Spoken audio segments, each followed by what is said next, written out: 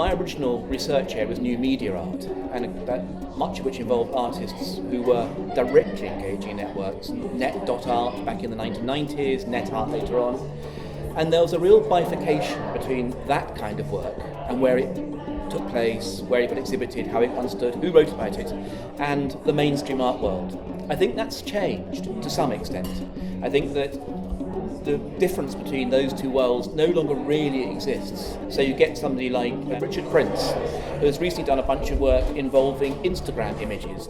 They're not good, I think, they're not particularly interesting, but the worlds of the network and the worlds of our everyday lives as we think of them are now so intertwined that pretty well everybody, whether they know it or not, is already involved again, and it becomes just the way we think about everything. My name's Ruth McCullough and I work for Abandoned Normal Devices. As an organisation, we work with digital technology, but we see it as quite a physical thing and how you can use that to reach audience as well. So not just something that's sort of in the cloud or in the ether, but something that's very tangible, that you can reach audiences, that's something that's in their hand or in their homes.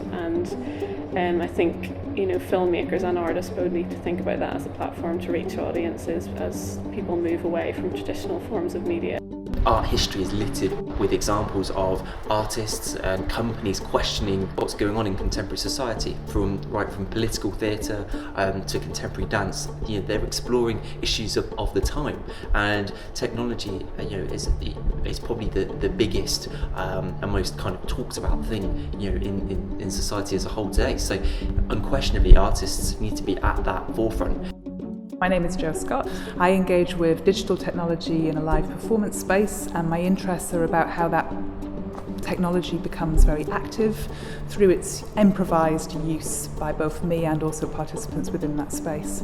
So my work is about generating a network within a live space, and it's particularly about what the intersections between technologies and live bodies within that space can do, and that kind of antagonism and that kind of work within but in relation to such ideas and kind of modes of controlling or looking at or watching are certainly ones where I feel that arts practice has a really, really strong role to play.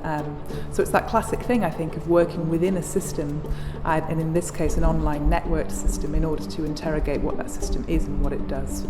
And that seems to me to be a primary kind of function of art in the digital age, in the digital mode.